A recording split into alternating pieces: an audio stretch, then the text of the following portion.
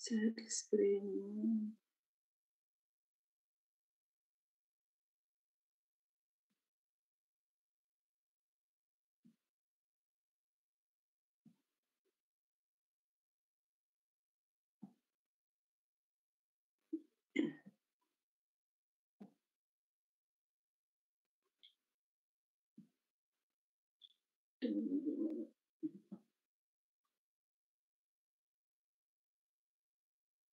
Sudah terlihat? Terlihat, Bu. Baik. Jadi yang baru kenal ini ya, saya Sri Nur Yuliawati, rekan-rekan sekerja biasanya memanggil saya dengan Ibu Yuli kalau di MKU, kalau di sipil biasanya Ibu Sri. Ada juga yang kadang-kadang memanggil tengah-tengahnya Ibu Nur ya. Kalau yang dosen-dosen senior di sipil mesti yang sudah tahu akan memanggilnya Bu Yuli begitu. Kalau dosen-dosen muda biasanya Ibu Sri ya. Yang nyeleneh kayak Pak Ambar kayak itu biasanya di tengah-tengah manggilnya tuh Bu Nur ya. Jadi saya dosen di Teknik Konstruksi Gedung di sipil home base saya, tapi juga di ULMKU ya karena mengelola sebagai koordinator mata kuliah humaniora. Jadi Pancasila, PKN, kewirausahaan dan sebagainya ada di bawah kendali begitu ya saya. Ini sarana silaturahmi Anda bisa ke rumah saya di Jalan Bukit Raya di Perumahan Bukit Sariwangi dekat Polban ya, tapi ke arah yang Cimahi itu bukan ke arah Ciwaruga ya. Komunikasi saya kira sudah dimiliki ya nomor HP dengan email Polbannya srinurili@polban.ac.id. Kalau dulu tugas yang mendesak biasanya ke email. Sekarang kan kita bisa nanti membuat Google Classroom ya. Ini silabus perkuliahan kita, namanya mata kuliah kita tata tulis karya ilmiah. Sama dengan di TPGG ya, tapi TPGG namanya beda gitu, tapi substansi perkuliahannya hampir sama. Nah, bobotnya 2 SKS 4 jam per minggu. Jadi Anda sudah tahu 1 jam untuk teori dan 3 jam untuk praktikum ya.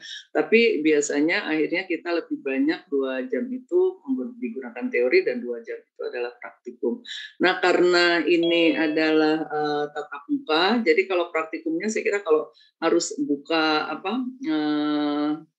Zoom begitu ya, itu tidak akan efektif. Jadi biasanya 2 jam tatap muka dengan Zoom, kemudian 2 jam lagi Anda melakukan praktikum. Nah, komunikasi bisa kita lakukan melalui WA. Jadi kalau ada pertanyaan, misalkan ketika Anda sedang melakukan praktik, misalkan seperti itu, nah nanti Anda melalui WA ya.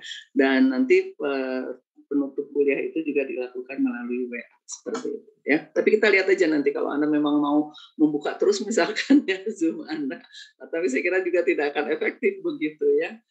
Itu bisa saja kita lakukan. Nah, kompetensi dasar yang ingin dicapai pada perkuliahan ini, ya Anda bisa lihat ya di sini memberikan pengetahuan tentang tata tulis laporan sehingga mahasiswa mampu menulis dan mempresentasikan laporan ilmiah secara akademis untuk berbagai tujuan dan beragam pembaca atau pendengar ya dengan memperhatikan kaidah penulisan laporan ilmiah. Nah, biasanya kan kita sering kaidahnya yang tidak kita terapkan. Mungkin Anda jadi kayak karya ilmiah itu ya, tapi banyak kaidah yang tidak diterapkan. Nah, sekarang kita coba untuk menerapkan. Kalau Anda kemarin kan yang masih baru lulus misalkan setahun lalu atau 2 tahun lalu ya, saya kira Anda masih ingat bagaimana ada gaya selingkung misalkan ya yang berlaku di sipil berbeda dengan di jurusan lain. Nanti ada gaya selingkung Polban yang tidak berlaku di konvensi standar misalkan seperti itu ya. Nah, ruang lingkup perkuliahan jadi menulis akademik ini kaitan dengan etika penulisan, proposal, kemudian laporan ilmiah. Untuk kompetensi berbicaranya tentu saja presentasi ilmiah. Untuk kebijakan perkuliahan paralel dengan kebijakan akademis Polban ya, jadi ini masih berlaku ya. Kemarin itu waktu RPL saya lupa ya dari TPGG atau dari TPJJ itu kan online penuh ya. Nah itu ada mahasiswa yang akhirnya kena DO ya, sayang begitu loh ya, tidak diteruskan gitu karena kehadiran gitu ya, mungkin karena dia sudah bekerja, kalau tidak salah waktu itu lulusan yang dari Bali deh. Ada 4 orang ya dari Bali itu ya, Politeknik Bali. Kemudian akhirnya yang satu tidak bisa melanjutkan begitu ya karena kehadirannya yang kurang. Kemudian juga kalau tidak salah saat UTS ada dua mata kuliah kalau nggak salah saat UTS tidak mengikuti dan dia juga tidak melakukan susulan begitu ya. Akhirnya baru semester 1 harus sudah keluar. Sayang kan ya. Jadi Anda pelajari lagi kebijakan akademis Polbannya seperti apa, kemudian juga diperhatikan mungkin ada hal berbeda untuk kebijakan mahasiswa RPL. Ya. Bobot kuliah ini yang paling aman untuk mahasiswa selama 35 tahun lebih mengajar gitu ya. Jadi tugas bis aktivitas 40%, tentu saja di situ termasuk kehadirannya. Hanya sayang ini kehadirannya presensi akademisnya belum bisa digunakan gitu. Kalau ada presensi akademis itu biasanya otomatis tuh keterlambatan berapa kali Anda masuk, berapa menit itu sudah terekam. Itu kaitannya sekarang otomatis langsung SP1, SP2 keluar gitu loh. Tidak lagi secara manual. Jadi dosen wali itu seperti saya dosen wali sekarang kelas 2 KS gitu. Jadi setiap minggu saya tuh harus mengecek itu jangan-jangan ada mahasiswa langsung dapat SP1. Jadi secara otomatis itu sudah akan keluar dengan presensi akademisnya tidak lagi dicek dan sebagainya. Ketika Anda misalkan lalai masuk ke presensi akademis, otomatis akan muncul ketidakhadiran begitu ya. Jadi aktivitas termasuk kehadiran di situ ya. Kemudian bagaimana respon Anda dalam misalkan ada yang presentasi dan sebagainya, itu masuk ke dalam yang 40%. UTS dengan UAS-nya 30%, 30%. Jadi ini komposisi yang paling aman untuk mahasiswa ya. Saya pernah dulu misalkan mencoba dengan tugasnya dan lain-lainnya 50%, UTS dan UAS-nya 25-25 ya. Ternyata itu sulit mahasiswa untuk memperoleh nilai yang optimal. Begitu. Ini tugas yang harus diselesaikan karena 4 jamnya ada praktikumnya, jadi ada tugas kelompok. Anda nanti membuat proposal yang harus dikumpulkan menjelang UTS ya. Kemudian membuat dan mempresentasikan PPT materi perkuliahan. Jadi ini ada 8 materi sehingga Anda nanti membaginya dalam 8 kelompok ya. Nah, untuk minggu depan misalkan pertemuan kedua ini diminta sukarelawan ya yang harus segera siap-siap untuk mempresentasikan misalkan materi tentang etika penulisan ya, di situ ada plagiarisme dengan pengutipan misalkan. Jadi nanti dibagi 8 kelompok, materi-materinya bisa dilihat ya. Nah, kemudian untuk tugas individu membuat ikhtisar materi perkuliahan ini tapi hanya ada beberapa lah, seperti nanti misalkan untuk materi pertama ini harus dibuat ikhtisarnya, kemudian tapi ada juga nanti materi yang tidak perlu dibuat ikhtisarnya gitu ya, nanti jadi diberitahu oleh saya misalkan minggu depan seperti ini, untuk hari ini kita akan membuat ikhtisar atau ringkasan materi perkuliahan etika penulisan gitu ya. Kemudian membuat makalah ilmiah ini dikumpulkan di minggu ke-13, jadi 1 minggu sebelum UAS begitu. Dan presentasi makalah ilmiah. Nah, karena kita sudah kehilangan 2 minggu ya, ditambah dengan 1 minggu sekarang ini tidak efektif untuk materi begitu, sehingga nanti presentasi makalah ilmiah ini adalah dibuat rekaman video saja begitu. Jadi nanti ada rambu-rambu dan sebagainya. Nah, Anda presentasi individu dengan aturan-aturan yang ada begitu ya. Karena tidak akan cukup waktunya kalau kita hanya 12 minggu.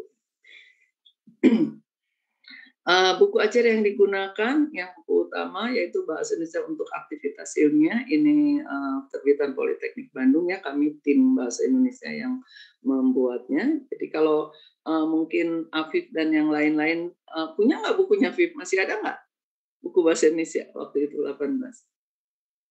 Lupa ya? Ada Bu kalau nggak salah.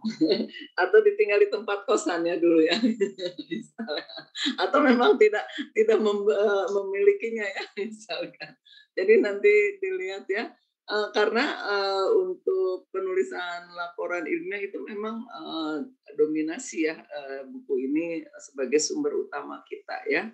Nah itu bisa kalau Anda misalkan mau memiliki, bisa dibeli di MKU itu harganya kalau nggak salah 70.000 ya, pesan ke Pak Asep, misal nanti saya berikan nomor Pak Asep, misalkan nanti dikoordinir oleh siapa atau Anda langsung misalkan sekalian jalan-jalan ke Polban misalkan ya. Itu ada buku bahasa Indonesia untuk aktivitas ilmiah di MKU ya, harganya 70.000. Buku pendukung Anda bisa gunakan Cermat Berbahasa Indonesia untuk Perguruan Tinggi. Ini nanti untuk lebih kepada aturan tentang kalimat ilmiah ya buku ini, jadi mendukung ke situ. Kemudian untuk penulisan akademisnya bisa gunakan buku Freddy Kalijernih ya, namanya bagus ya, Kalijernih. Anaknya itu juga nama tentang lingkungan begitu. Ini ada buku tentang penulisan akademis. Jadi ini sangat umum bagaimana konsep-konsep dasar berpikir. Kalau di buku utama kita kan itu lebih ke teknis begitu ya. Jadi logika berpikir dan sebagainya itu ada di penulisan akademis ya. Sebetulnya ini memang lebih cocok untuk mahasiswa S3 ya buku ini. Tapi juga kalau Anda ingin tahu konsep-konsep dasar-dasar keilmuan yang mendasari aturan penulisan laporan ilmiah, bisa baca itu buku Kalijernih ya. Sebentar, ada nggak ya contoh bukunya di sini ya Kalijernih? Saya siapkan.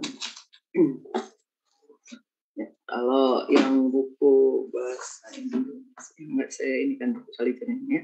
Kemudian untuk konvensi naskahnya kita tetap berorientasi atau merujuk kepada kaidah berbahasa tentu saja ya konvensi naskah itu. Jadi kita gunakan pedoman umum ejaan yang disempurnakan dan pedoman umum pembentukan istilah. Ini kalau Anda mengunduh ya, langsung saja unduh misalkan PUEB, Pedoman Umum Ejaan Bahasa Indonesia. Jadi itu bisa dilihat dari situ ya. Untuk nanti mempelajari konvensi naskah. Kemudian rencana perkuliahan kita minggu depan di sini pokok bahasannya adalah etika penulisan, subpokok bahasannya anti plagiarisme dengan pengutipan. Nah ini saya katakan tadi, saya langsung minta siapa yang mau jadi sukarelawan minggu depan langsung presentasi materi ini. Kemudian hari ini Anda harus membuat ikhtisar dan atau ringkasan begitu tentang anti plagiarisme dan pengutipan. Nanti ada satu kelompok tidak usah membuat ikhtisar atau ringkasannya, tapi Anda membuat PPT-nya begitu. Jadi kalau misalkan ada 8 materi tadi, setiap kelompok itu harus membuat PPT-nya, kemudian minggu depan dipresentasikan begitu ya. Kalau tidak diperintahkan membuat ikhtisar, yang lainnya tidak perlu. Jadi biasanya yang saya ini kan membuat ikhtisar apabila di dalam buku utama misalkan konsep-konsep teorinya tidak ada atau misalkan kurang begitu. Jadi Anda bisa mengeksplorasi dari berbagai sumber. Tapi kalau di buku utama kita sudah ada, sudah jelas misalkan ya teori dan teknisnya, saya tidak meminta Anda membuat ikhtisar. Nah karena Anda pasti belum ada bukunya gitu ya untuk minggu depan, nah maka hari ini kita coba Anda mengeksplorasi ya berbagai informasi sehingga bisa memahami tentang etika penulisan ilmiah ini ya. Jadi Anda bisa tahu hubungan antara anti plagiarisme dengan pengutipan itu seperti apa. Nah, kemudian di minggu ketiga masih tentang penulisan laporan ilmiah, kembali lagi kita coba pemahaman karya tulis ilmiah ya, dari mulai jenis, kemudian ciri, kemudian juga syarat-syarat, dan juga disampaikan tentang perencanaan penulisan laporan ilmiah. Nah, saya berharap di sini buku utama sudah Anda baca begitu ya, sehingga nanti Anda bisa langsung praktik bagaimana proses awal perencanaan penulisan ilmiah ini. Ada 5 langkah kan yang harus kita lakukan, misalkan merumuskan topik, tujuan, tema, kemudian kerangka karangan, serta menentukan sumber dan teknik pengumpulan data. Begitu. Nah, konsep perencanaan penulisan laporan ilmiah inilah sebetulnya dasar dari pelaksanaan pembuatan proposal ataupun nanti melaporkan karya kegiatan keilmuannya begitu ya.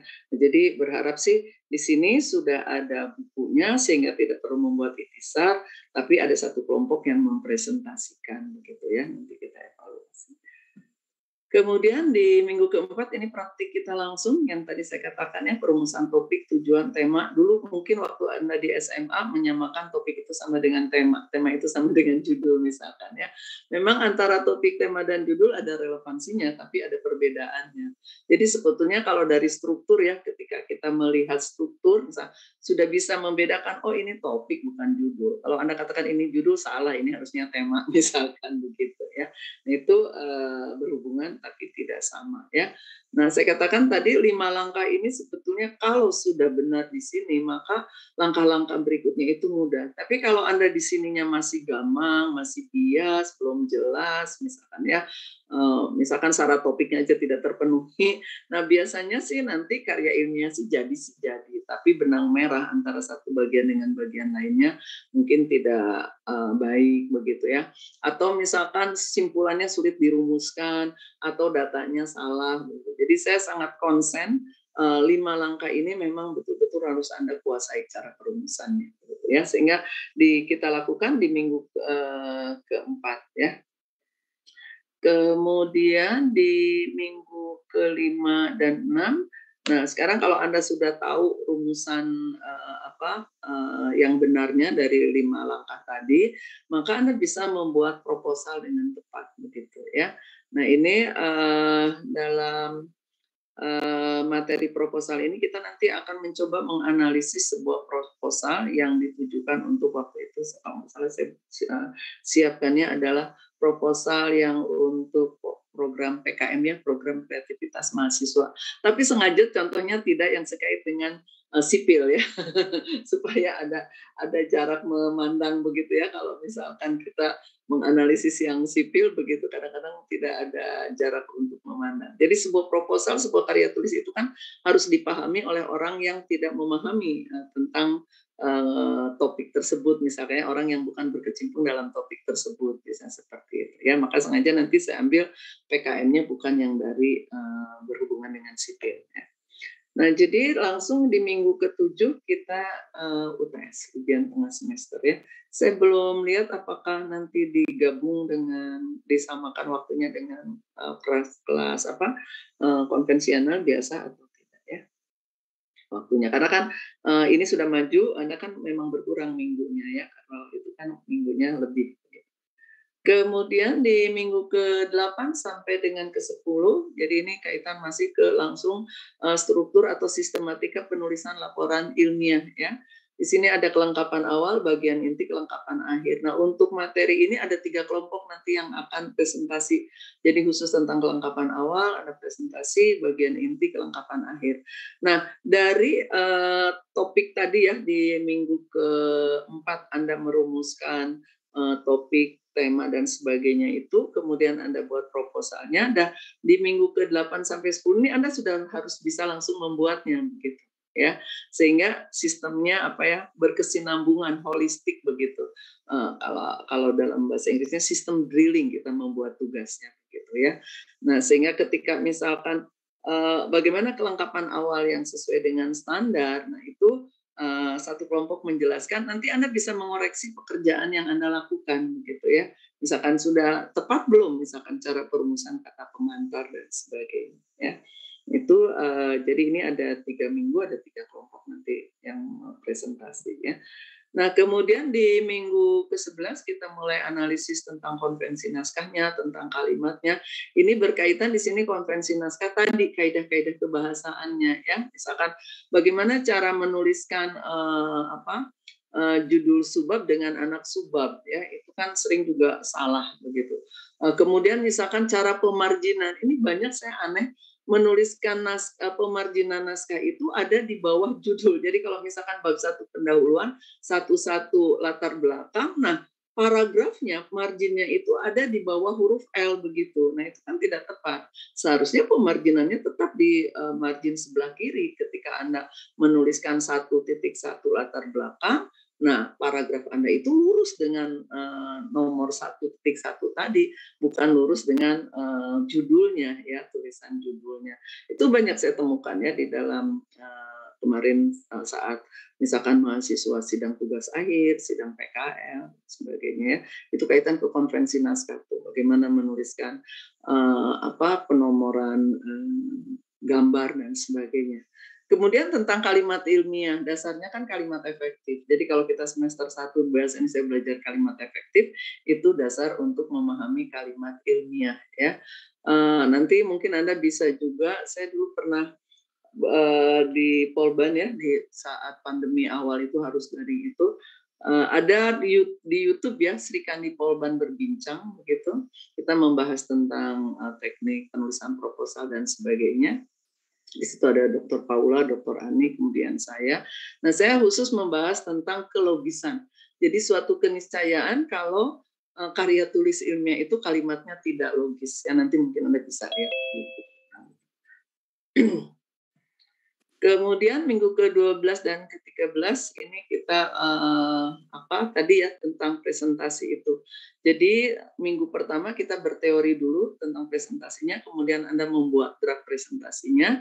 Nah, kemudian nanti di minggu ke-13 Anda sudah menyampaikan tadi tugas yang pertama dalam makalah ya. Nah, tugas yang kedua ini Anda bisa bertanya dulu tentang praktik yang Anda lakukan membuat presentasi, diperhalus begitu ya, dievaluasi di minggu ke-13 itu tentang video presentasi Anda begitu. Karena di teorinya di minggu ke-12. Nah, sehingga nanti selesai di minggu ke-13, minggu ke-14 saat UAS Anda bisa mengumpulkan hasil video yang optimal begitu ya.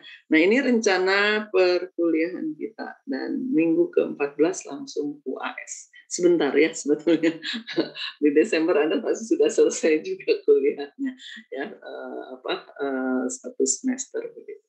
Silakan kalau ada yang mau bertanya tentang rencana perkuliahan kita.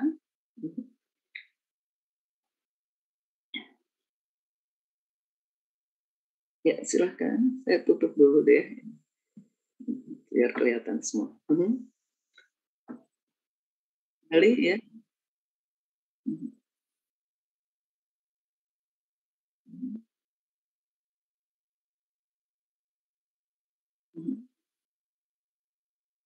Iya, betul. Yang presentasi Anda membuat PPT-nya saja. Sebentar, Dali PKL-nya bimbingan Ibu bukan? Oh iya iya betul-betul Ibu. Oh iya iya betul-betul ya. Berarti baru lulus ya tahun lalu ya? Tentang apa sih dulu PKL-nya sih lupa ya? Soalnya banyak banget.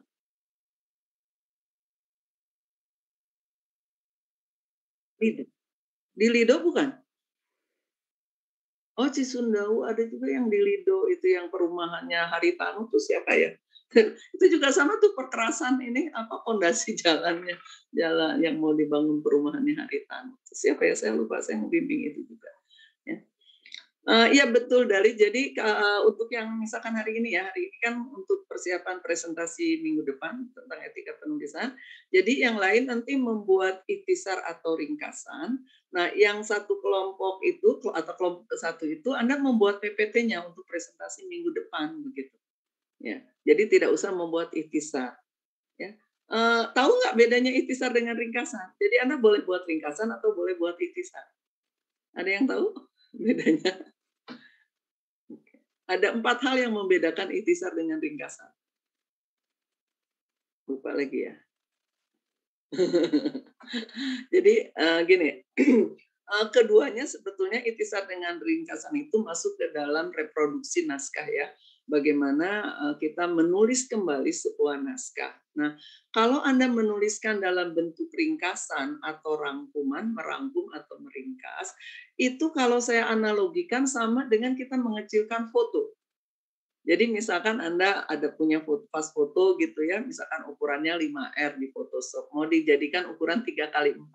Kan tinggal kita klik satu ujungnya ya, misalkan Anda klik ujung kiri sebelah kanan bawah misalkan. Kemudian Anda tinggal dorong, ukurannya jadi kecil kan? Kupingnya kan tetap di samping, hidungnya tetap di depan gitu, hanya ukurannya kecil. Nah, jadi meringkas atau merangkum itu memendekkan tulisan.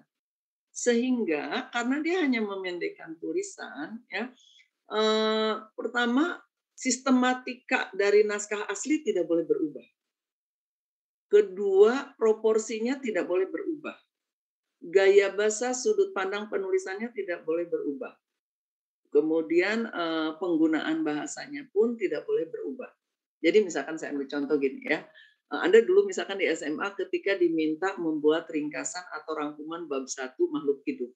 Nah di bab 1 makhluk hidup itu misalkan 1-1 manusia, 1-2 hewan, 1-3 tumbuhan. Nah sistematika ini dalam ringkasan tidak boleh berubah. Anda harus menulisnya juga sama, ringkasan itu harus manusia dulu, hewan, dan tulisan. Itu sistematika tidak boleh berubah. Misalkan proporsinya. Di dalam naskah asli misalkan manusia itu 3 halaman. Kemudian hewan 9 halaman, tumbuhan 6 halaman. Nah, proporsi perbandingan 1-3-2 ini pun ketika Anda jadikan di dalam ringkasan tidak boleh berubah. Jadi kalau Anda misalkan dari 3 halaman dijadikan 5 paragraf, misalkan tentang manusia, nah maka hewan itu harus jadi 15 paragraf. Tumbuhan itu harus menjadi 10 paragraf. Karena kan tadi perbandingannya 1-3-2 begitu ya. Nah, dalam ringkasan pun sama, tidak boleh berubah. Kemudian tadi gaya penulisan. Kebetulan kalau tulisan ilmiah itu kan netral ya, tidak bersudut pandang. Tapi kalau misalkan semi ilmiah itu bisa tulisannya bersudut pandang. Mungkin si penulis menggunakan teknik sudut pandang orang ketiga, atau kalau karya ilmiah itu banyaknya menggunakan sudut pandang orang kedua. Misalkan, tahukah Anda tentang pembangunan tol misalkan Cisundawu yang terhambat misalkan. Nah, jadi seolah-olah si penulis mengajak kita pembaca berdialog. Nah, maka ketika Anda membuat ringkasan pun sudut pandangnya harus sama, tidak boleh berubah. Ya. Kemudian tadi tentang bahasanya misalkan. Kalau bahasa menggunakan ilmiah populer, maka harus jadi ilmiah populer lagi. Kalau menggunakan bahasa ilmiah, maka dia harus berbahasa ilmiah lagi. Nah, itu ringkasan, rangkuman, artinya memendekkan tulisan. Beda dengan ikhtisar atau istilah lainnya sinopsis. Hanya kalau sinopsis ini berlaku bagi seni dan budaya ya. Jadi kalau misalkan yang kita ikhtisarkan berhubungan dengan seni dan budaya, Anda bisa menggantinya dengan istilah sinopsis. Tapi kalau tidak berhubungan dengan seni dan budaya, tetap kita menggunakan istilahnya adalah ikhtisar. Ya. Nah, ikhtisar ini adalah menuliskan gagasan-gagasan utama dari sebuah naskah asli. Sehingga tidak perlu sistematikanya sama, proporsinya sama, sudut pandangnya sama, atau bahasanya sama. Tidak. Tapi bergantung kita pada pembuat ikhtisarnya. Ya, mungkin kalau tadi misalkan Anda lebih tertarik dulu pada hewan, tidak apa-apa. Anda ungkapkan hewan dulu, baru manusia, misalkan baru tumbuhan. Tidak jadi masalah. Ya, kemudian proporsinya kan tidak bisa juga sama. Mungkin saja misalkan dari 3 halaman itu ya, misalkan gagasan manusia justru lebih banyak dibandingkan pembahasan misalkan gagasan hewan yang 9 halaman. Mungkin saja di 9 halaman itu lebih banyak ilustrasi, lebih banyak contoh, lebih banyak misalkan diskusinya dibanding gagasan-gagasan yang disampaikan. Nah, jadi karena tidak harus sama tadi ya, sistematikanya, kemudian proporsinya, sudut pandangnya, bahasanya, maka membuat ikhtisar itu bisa juga tidak dalam bentuk naskah. Gitu. Mungkin Anda biasanya kan orang sipil gemar sekali dengan flowchart ya, diagram alir misalkan. Nah, Anda justru misalkan membuat dalam bentuk diagram alir boleh. Kalau sebuah proses misalkan ya, kita ungkapkan kan lebih baik sebetulnya atau lebih bisa dipahami dengan membuat diagram alir misalkan ya. Atau misalkan kalau isinya berupa data-data kan mungkin akan lebih simpel diungkapkan dalam bentuk tabel misalkan ya. Nah, itu kan bisa seperti itu. Atau misalkan dalam bentuk mind mapping itu peta pikiran misalkan. Nah, jadi ikhtisar bisa dibuat dalam bentuk naskah gitu. Ya. Nah, sehingga konsep pembuatan ikhtisar ini ya, atau langkah-langkah pembuatan ikhtisar ini itu sangat dibutuhkan. Kompetensi mengikhtisar itu sangat dibutuhkan nanti ketika Anda membuat kutipan tidak langsung gitu. Ya, jadi ketika Anda misalkan mau mengutip tidak langsung, nah kompetensi Anda tadi membuat ikhtisar itu sangat diperlukan. Karena kan tidak mungkin kita meringkas ya rata-rata ya kalau membuat kutipan tidak langsung misalkan dari 3 halaman diringkaslah jadi satu paragraf itu sulit kan begitu ya. Nah, tapi kalau kita buat ikhtisar dari 3 halaman kemudian atau dari 3 buku misalkan. Anda membaca referensi tentang teknik terasering jalan misalkan bahu pinggir jalan kiri kanan misalkan ya dengan teknik terasering. Nah, Anda membaca 3 buku. Dari 3 buku itulah Anda bisa membuat kutipan tidak langsung kan begitu ya. Nah, maka disinilah kemampuan Anda membuat ikhtisar itu akan mendukung ketika Anda membuat kutipan tidak langsung gitu. Nah, jadi saya persilakan apakah Anda akan membuat nanti ikhtisar atau ringkasan itu dipersilakan saja. Nanti hasilnya dimasukkan ke Google Classroom gitu ya. Begitu Dali ya. Jadi pertanyaannya tadi betul kalau Anda mendapat tugas presentasi minggu depan berarti Anda minggu ini hanya membuat PPT-nya ya, yang lain membuat ikhtisar atau ringkasan. Ada lagi yang mau ditanyakan? Ya, kalau tidak ada, sekarang kita tentukan dulu saja siapa yang bersedia untuk menjadi relawan ya minggu depan langsung presentasi tentang 30 berapa tadi? 31, Bu. 31 berarti kalau dibagi 8 ada 4 orang, tapi ada satu kelompok 3 orang ya. Nah, mungkin yang ini mau yang 3 orang dulu yang untuk minggu depan. Siapa yang bersedia silakan untuk presentasi tentang anti plagiarisme dengan pengutipan ya. Oke. Ada? Ya, sukarelawan. Jadi nanti langsung Anda buka Zoom bertiga membuatnya. Ada tidak yang bersedia? Masa nggak ada gampang kok itu ya.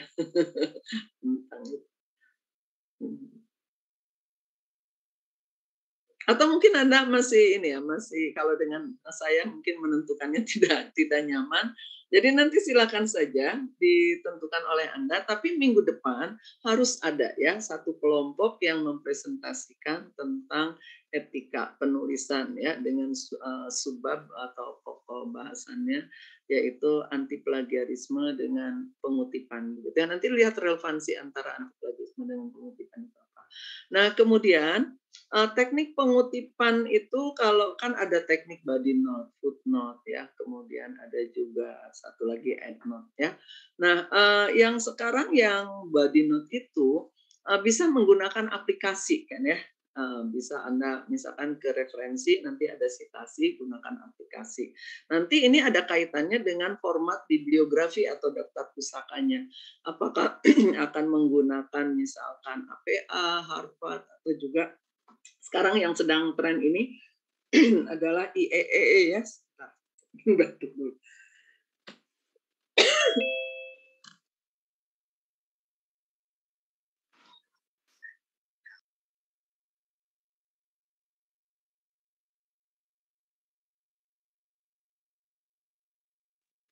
Sambil minum dulu ya, kayaknya batuk dulu.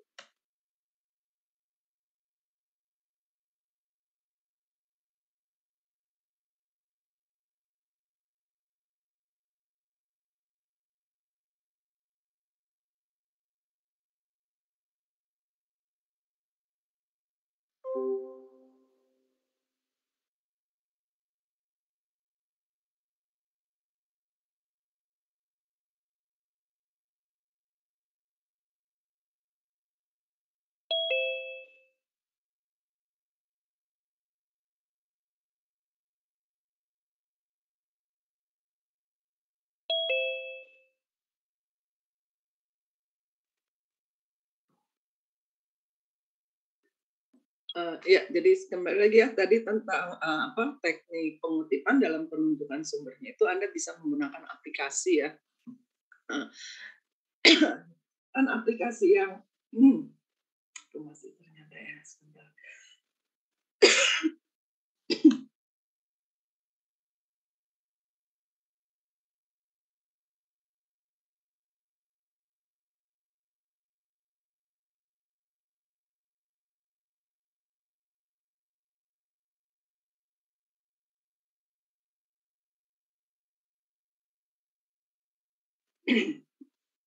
Ya, misalkan aplikasi yang tren ya di kalangan mahasiswa dan gratis lagi gitu ya.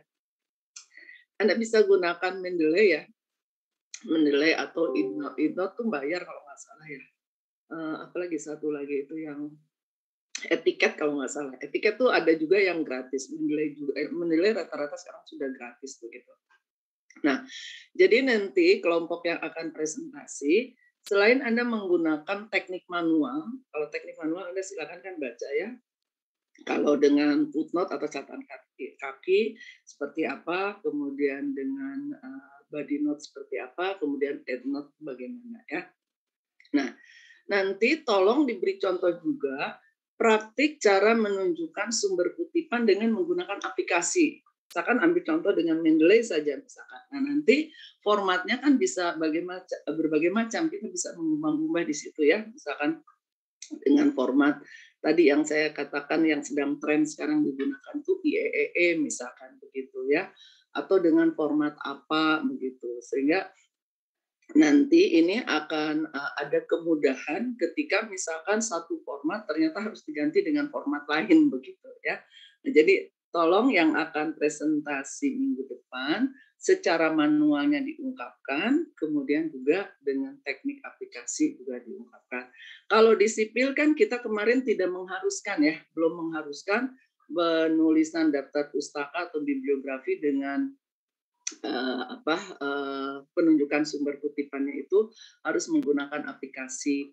Tapi kalau yang D4 sekarang ini sepertinya akan masih belum wajib sih ya, tapi disarankan untuk membuat salah satu syarat selesai sidang itu adalah membuat artikelnya kan ya, membuat artikel dari tugas akhir tersebut untuk sebuah proceeding atau seminar atau juga dimasukkan ke dalam jurnal. Nah, pada umumnya jurnal-jurnal itu sudah mengharuskan penggunaan aplikasi dalam daftar pustakanya begitu ya, sehingga ada kaitannya dengan pengutipan. Kalau proceeding itu nanti bergantung pada pelaksana seminarnya.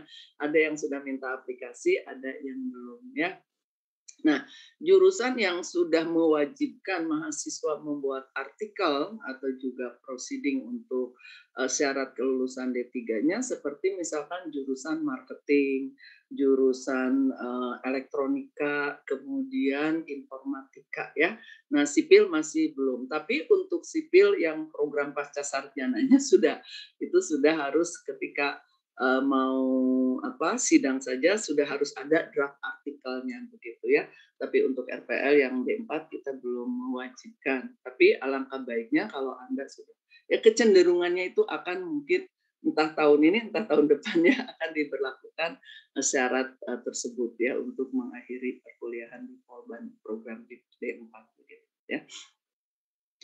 Silakan, sudah ada yang bersedia atau belum? 3 orang? Ketua kelasnya siapa KM-nya? Ada KM-nya enggak?